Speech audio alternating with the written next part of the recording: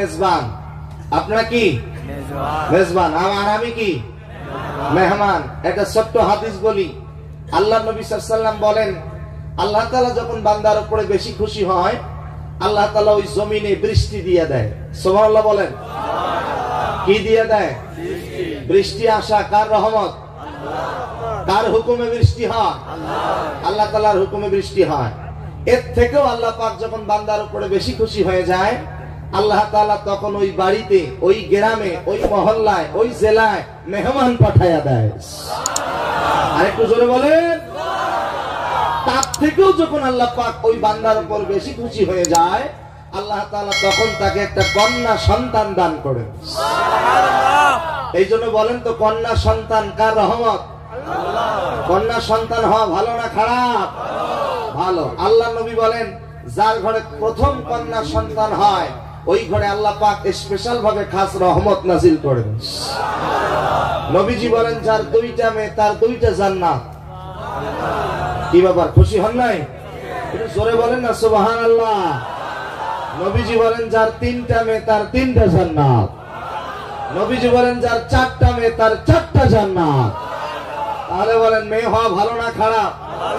অনেকেই মেয়ে হলে মন খারাপ করে, আছে না? আছে না? আপনাদের ভারতে অবশ্য নাই, আমার বাংলাদেশে আছে। আমি আপনাদের এই শিলচর, আপনারা এই যে এতগুলো মানুষ বিভিন্ন জায়গা থেকে এসেছেন, আমি আপনাদের কাছ থেকে জানতে চাই, আমার ভাষা, আমার কথা কি বোঝা যায়? আমার ভাষা বোঝা যায়? কারণ আমাদের এই যে বাংলাদেশের সিলেট নামে একটা জেলা আছে, সিলেট অঞ্চলের সাথে আপনাদের এই জায়গাগুলো একদম কাছাকাছি, একদম পাশাপাশি। তো সিলেট থেকে আমার বাড়ি বেশি দূরে নয়, মাত্র 700-750 কিলোমিটার দূরে। কথা বুঝতে পেরেছেন? সিলেট থেকে একদম কাছে, মাত্র 750-800 কিলোমিটার হবে আর কি। যাই হোক, আমার বাসা হচ্ছে সেই রংপুর, নাম শুনেছেন? হ্যাঁ, রংপুর একদম উত্তরবঙ্গের শেষ সীমানা। আপনাদের এই ভারতবর্ষের পশ্চিমবঙ্গ রাজ্যের ওয়েস্ট বেঙ্গল যেটাকে বলা হয়, সেখানে শিলিগুড়ি আছে না, শিলিগুড়ি, কুচবিহার। এই শিলিগুড়ি কুচবিহার অপোজিটটাই হলো রংপুর বিভাগ। সেই অঞ্চল থেকে আমি আপনাদের মাঝে উপস্থিত হয়েছি। বলেন আলহামদুলিল্লাহ। আমাকে যিনি নিয়ে এসেছেন, বলেন তো তিনি কে? আল্লাহ পাক। আপনাদেরকে যিনি নিয়ে এসেছেন তিনি কে? আমরা এই মাহফিল থেকে বাড়িতে যাইতে পারবো কিনা কোনো গ্যারান্টি আছে? বলেন আছে? না। আমি ওমর ফারুক সিদ্দিকী এখানে বক্তৃতা শেষে বাসায় যেতে পারবো কিনা আমারও গ্যারান্টি নাই, আপনাদেরও গ্যারান্টি নাই। কারণ সব সময় কবরের মাটি আপনাকে আমাকে ডাকতেছে। কথা বলেন ঠিক কিনা?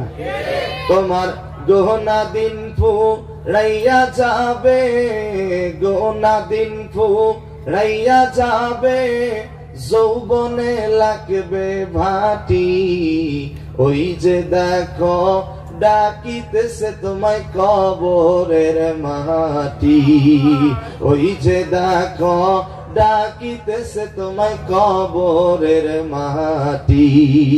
ও যেদিন সন্ধ্যা হলে ডুববে রে বেলা, এক পলকে ভেঙ্গে যাবে তোমার রঙেরই মেলা। কারে দিবা তুমি জোরে ধমক, কারে দিবা তুমি জোরে ধমক, কার মাথায় ভাঙবা লাঠি, ওই যে দেখো ডাকিতেছে তোমায় কবরের মাটি, ওই যে দেখো ডাকিতেছে তোমায় কবরের মাটি। কথা বলেন, কথা কি ঠিক? আরো জোরে বলেন ঠিক।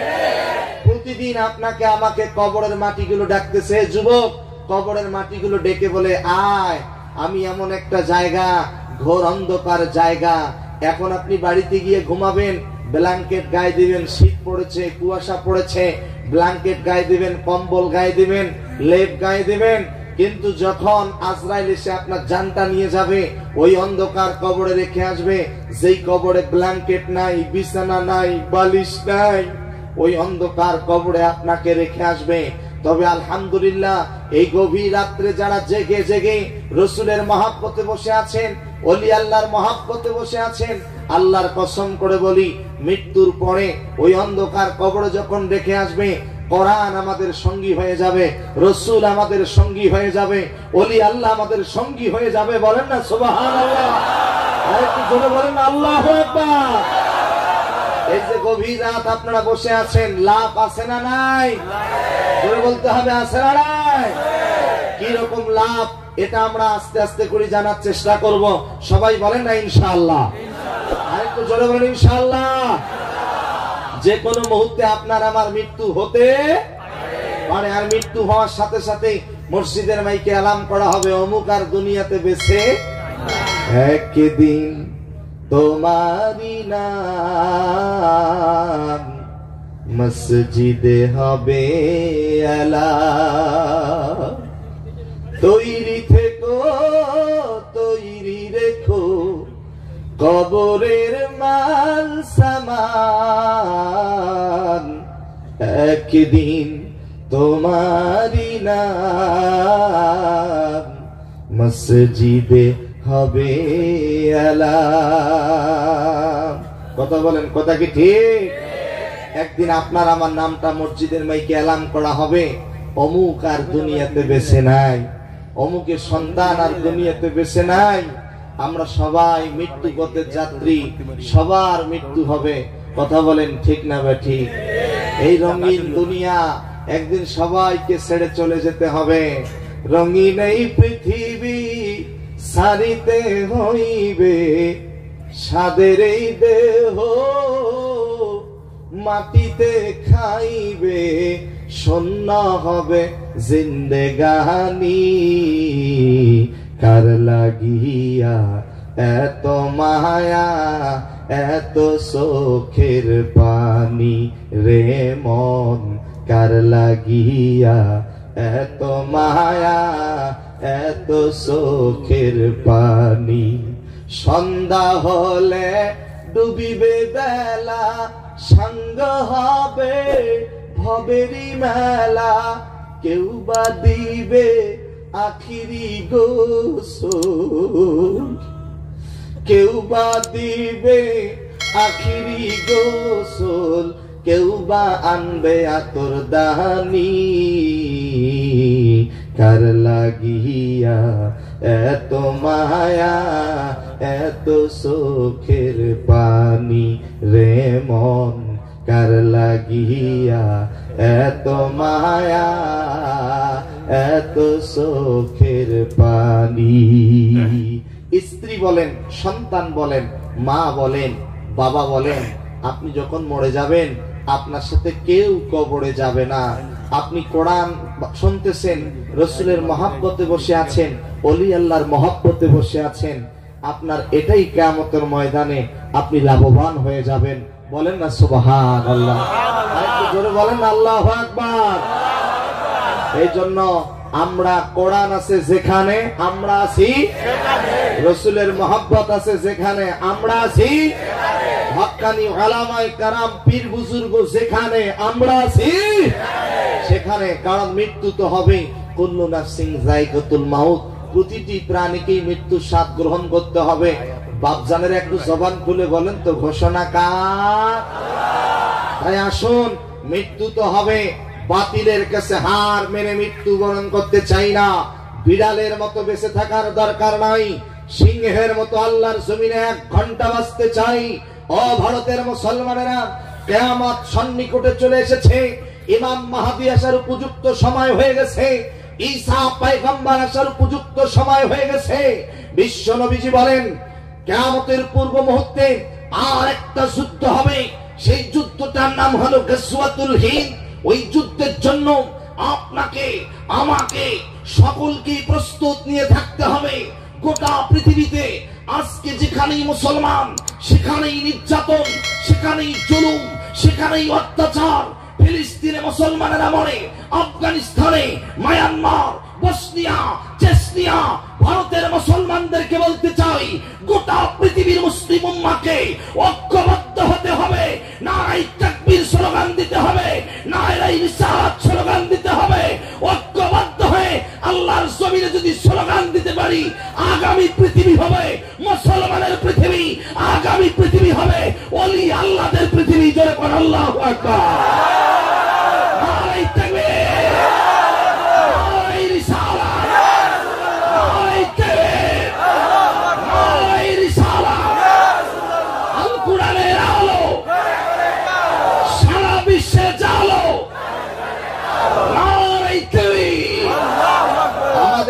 জবান খুলে বলেন ঐক্যবদ্ধ হওয়ার দরকার আছে না নাই? কিন্তু দুঃখজনক হলেও সত্য কথা, আমাদের ভিতরে ঐক্যবদ্ধতা নাই। আমরা একজন আর একজনকে দেখতে পারি না, এক মৌলবী আর এক মৌলবীরও দেখতে পারি না, এক মসজিদের সভাপতি আর এক মসজিদের সভাপতিরও দেখতে পারি না। কথা বলেন না কেন? কথা বলেন, কথা বলেন, কথা বলেন। অথচ বলেন তো আমাদের আল্লাহ কয়জন? একজন। আমাদের নবী কয়জন? একজন। কোরআন কয়টা? একটা। আমাদের প্রভু এক, এক নবীর উম্মত, জীবন বিধান এক, ওই শিবানী কোরআন। তবে কেন এক নও হে মুসলমান, এক হও, এক হও করিয়া আহ্বান। তবে কেন এক নও হে মুসলমান, এক হও, এক হও করিয়া আহ্বান। বাইতুল্লাহ এক, মদিনা শরীফ এক, উহুদ পাহাড় এক, বদরের মাঠ এক। একটা তো জীবন আর মরণ তো একবার।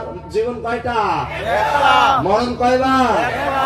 একটা তো জীবন আর মরণ তো একবার। সকলের তরে আছে একই স্থান। তবে কেন এক নও হে মুসলমান, এক হও, এক হও করিয়া আহ্বান। বলেন না আমিন? আরেকটু জোরে বলেন। এজন্য স্লোগান দিতে হবে, দুনিয়ার মুসলিম, দুনিয়ার মুসলিম,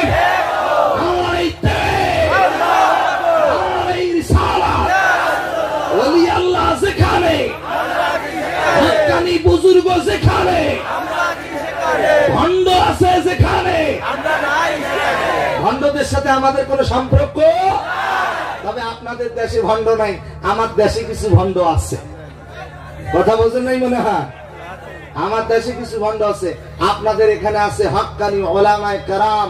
তার বাস্তব প্রমাণ বাগাডোরি পীর সাহেব হুজুর মরহুম আল্লামা আফতাবুর রহমান রাহিমাহুল্লাহ। বলেন আল্লাহু আকবার। আজকে তিনি নাই, কিন্তু তার মহব্বতে সারা রাত আপনারা জেগে জেগে বসে আছেন। এটাই তো ওলি আল্লাহর কেরামতি। সুবহানাল্লাহ বলেন না? সুবহানাল্লাহ। আরেকটু জোরে বলেন সুবহানাল্লাহ। আপনাদের কষ্ট হচ্ছে না তো? আমাদেরকে এক হওয়ার দরকার আছে না নাই? আছে। এক হতে হবে।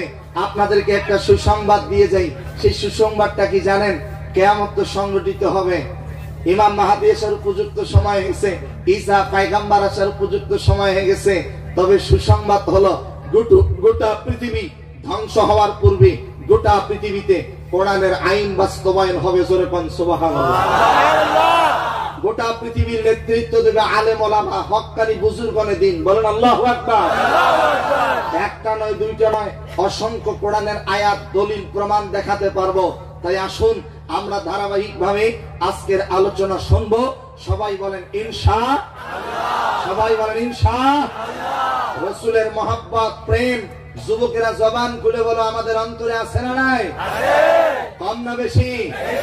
বেশি। আলহামদুলিল্লাহ বলেন আলহামদুলিল্লাহ।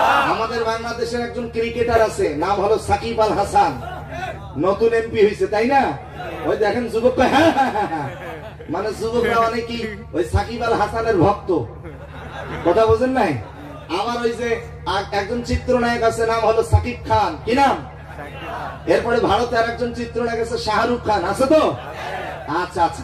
এরপরে যে ব্রাজিল আর্জেন্টিনা যে কিছুদিন আগে খেলা হলো, মেসি, ওই দেখেন বলতেছে মেসি, দেখছেন? আচ্ছা বলেন মেসি, নেইমার। আমার অনেক যুবকেরা দেখেন, এই যে আমি যেমন কোটি পড়েছি, কোট পড়েছি, ওরা গেঞ্জি পরে, টি শার্ট পরে, ওখানে লেখা থেকে আমি মেসির ভক্ত, আমি নেইমারের ভক্ত। আমি ওই সমস্ত যুবকদেরকে বলি খুব মনোযোগ। সাকিব আল হাসান, ক্রিকেটার সাকিব আল হাসান, চিত্রনায়ক সাকিব খান, চিত্রনায়ক শাহরুখ খান, মেসি, নেইমার, তারা কখনো আমাদের মডেল হতে পারে না। আমাদের মডেল লাকাদ কানা লাকুম ফি রাসূলিল্লাহি উসওয়াতুন হাসানা। আমাদের মডেল বিশ্ব নবী জনাবে মুহাম্মদ রাসূলুল্লাহ সাল্লাল্লাহু আলাইহি সাল্লাম। নবীজি হচ্ছে আমাদের মডেল। চিৎকার দিয়ে জোরে বলুন না সুবহানাল্লাহ। আরেকটু জোরে বলুন আল্লাহু আকবার। আমাদের মডেল কখনো চিত্রনায়ক হতে পারে? শোনেন, নবীজি তো নাই, এখন আমরা কাকে মডেল হিসেবে গ্রহণ করব? আল উলামা ওয়ারাসাতুল আম্বিয়া, আলেম ওলামা যারা, তাদেরকে সম্মান করতে হবে, তাদেরকে মডেল হিসেবে গ্রহণ করতে হবে। যেমন রাসূল নাই, এখন কে আছে? আল্লামা পীর সাহেব মাবরুর আছেন, আমরা তাকে কি করব? মডেল হিসেবে গ্রহণ করব। ওলামায়ে কেরাম যারা আছে তাদেরকে মডেল হিসেবে গ্রহণ করব। কোন চিত্রনায়ক, কোন ক্রিকেটার, কোন খেলোয়াড় তারা আমাদের মডেল হতে পারে না। আমাদের মডেল বিশ্ব নবী জনাবে মুহাম্মদুর রাসূলুল্লাহ সাল্লাল্লাহু আলাইহি সাল্লাম, যে নবীকে আল্লাহ তাআলা গোটা পৃথিবীবাসীর জন্য রহমত স্বরূপ পাঠিয়েছেন। চিৎকার দিয়ে জোরে কোন সুবহানাল্লাহ। আল্লাহ রাব্বুল আলামিন বলেন, মা আরসালনাকা ইল্লা রাহমাতাল লিল আলামিন।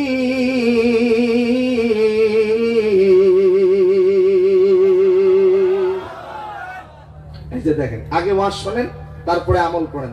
আল্লাহ নবী বলেন আলিফ লাম মিম, তিনটা অক্ষর। বলেন কয়টা? তিনটা। আমার কোন উম্মতের জবান থেকে যখন তিনটা অক্ষর উচ্চারণ হবে, আল্লাহর ফেরেশতারা তার আমলনামায় কমের পক্ষে 30টা নেকি দিয়ে দেবেন। আমি ওমর ফারুক সিদ্দিকী এখন এই গভীর রাত্রে যতবার কোরআন তেলাওয়াত করব, এক একটা অক্ষরের বিনিময়ে 10টা করে নেকি দিবেন কে? আল্লাহ। শিলচরের ভাইরা, আমার তেলাওয়াত শেষে আপনারা যদি আল্লাহু আকবার বলে আল্লাহকে খুশি করতে পারেন, আল্লাহ সুবহানাহু ওয়া তাআলা আমাদের প্রত্যেকের আমলনামায় সমপরিমাণ সওয়াব দিয়ে দেবেন। সুবহানাল্লাহ। এজন্য আপনারা আল্লাহু আকবার বলতে পারবেন না ইনশাআল্লাহ? সবাই একসাথে বলেন আল্লাহু আকবার। আল্লাহু আকবার। তাহলে একবার ট্রেনিং হয়ে যাক, দেখি পারেন কিনা। ওমা আরসালনাকা ইল্লা রাহমাতাল লিল আলামিন।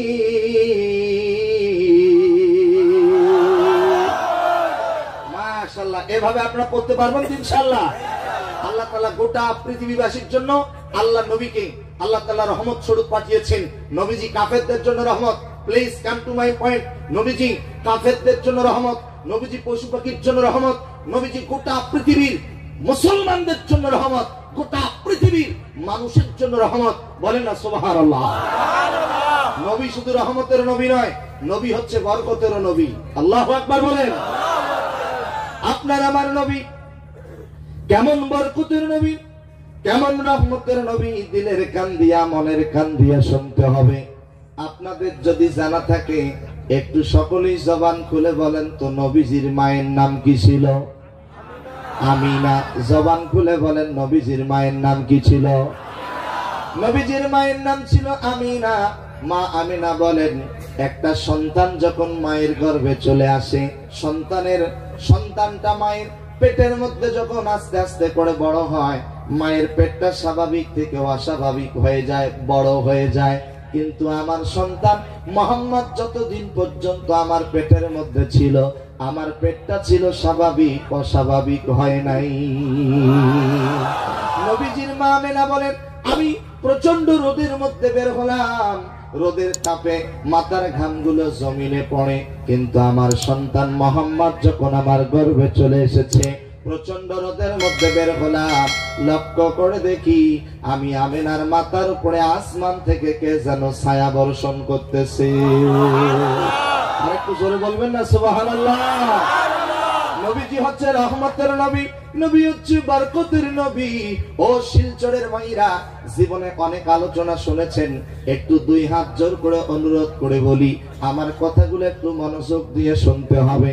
কারণ জীবনে আর কোনদিন দেখা হবে কিনা জানি না, এই দেখা জীবনের শেষ দেখা হতে পারে।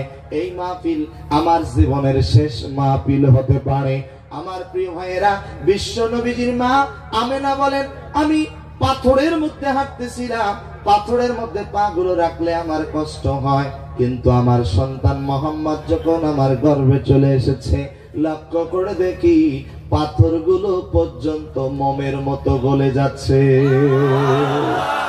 কাটার মধ্যে পা রাখার সাথে সাথে কাটাগুলো পর্যন্ত নবীর সম্মানে ফুলের বিছানা হয়ে যাচ্ছে।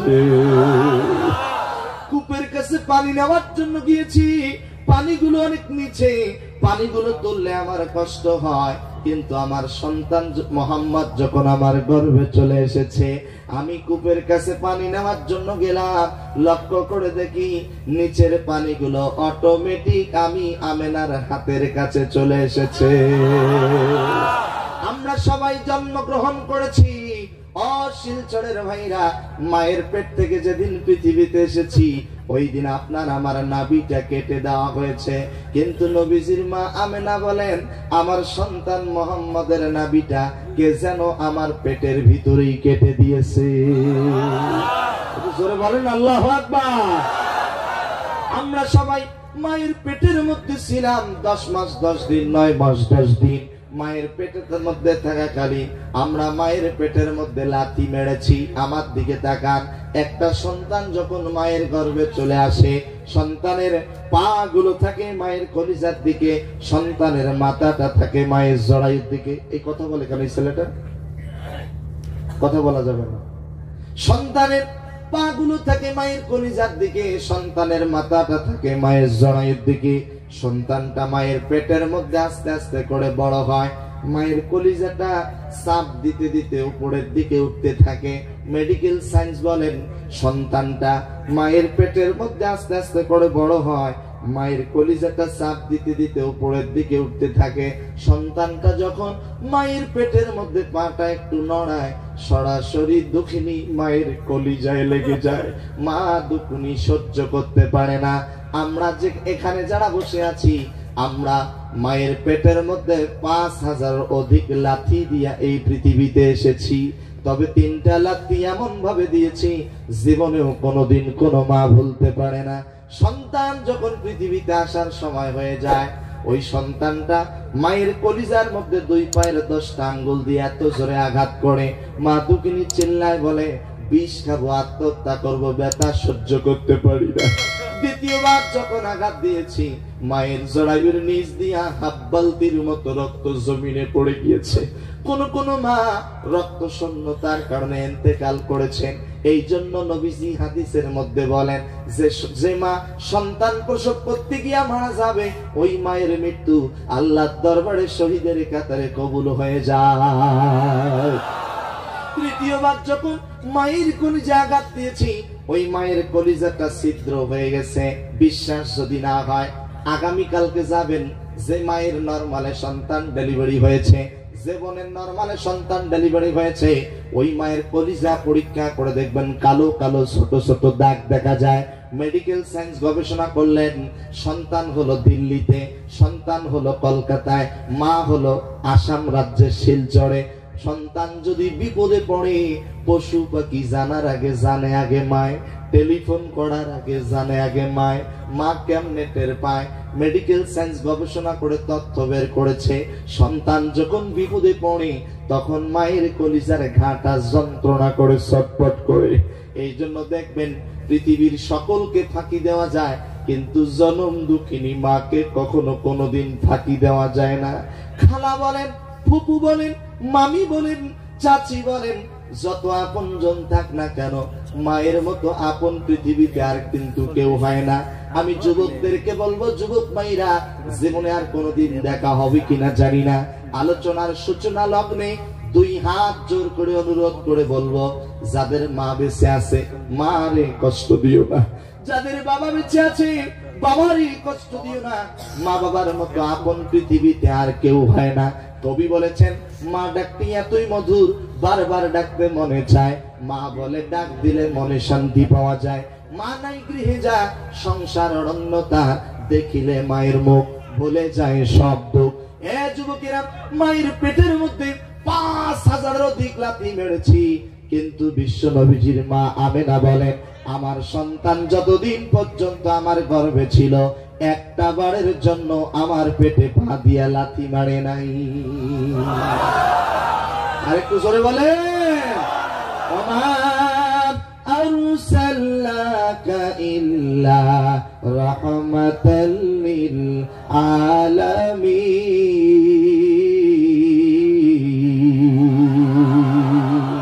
নবী হচ্ছে রহমতের নবী, নবী হচ্ছে বরকতের নবী।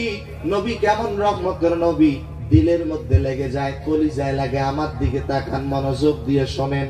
আল্লাহর নবীর প্রিয় মা আমেনা বলেন, প্রতিটি সন্তান জন্মের পরে উম্মা টোয়া টোয়া করে কান্না করে, কিন্তু আমার সন্তান মুহাম্মদ যখন জন্মগ্রহণ করেছে, আমি লক্ষ্য করে দেখি আমার সন্তান শিশু মুহাম্মদ সেজদারত অবস্থায় জন্ম নিয়েছে।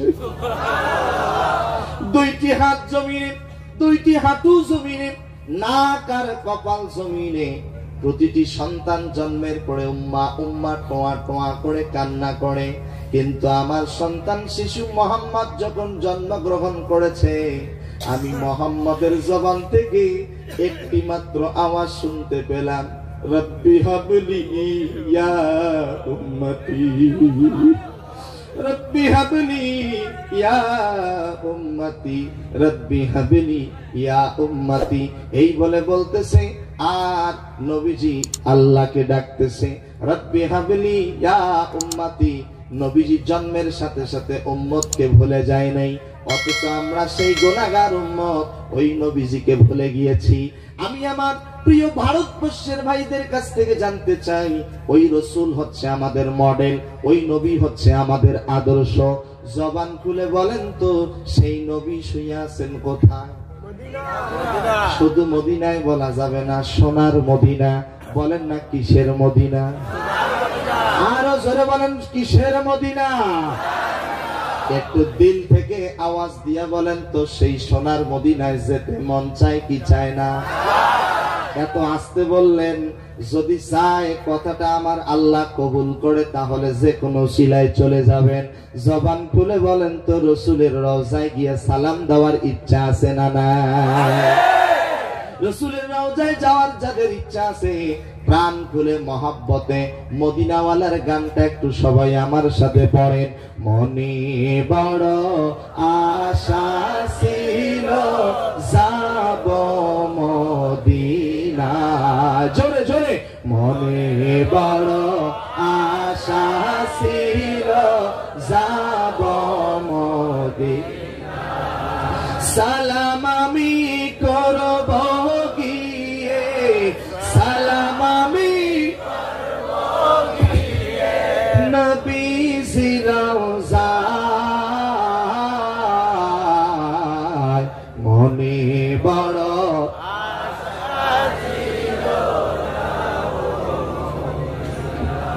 সবাই মহব্বতে। মনে বড় আশা ছিল যাব মদিনা, আরব সাগর পাড়ি দেব, নাই গো আমার তোহরি,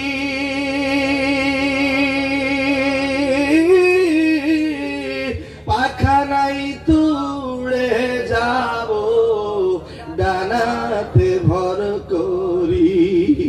আমার সহায় নাই, সম্বল নাই, করি কি উপায়? মনে বড় আশা ছিল যাব মদিনা, আমার আল্লাহ খুশি হবে। জোরে, মনে বড় আশা।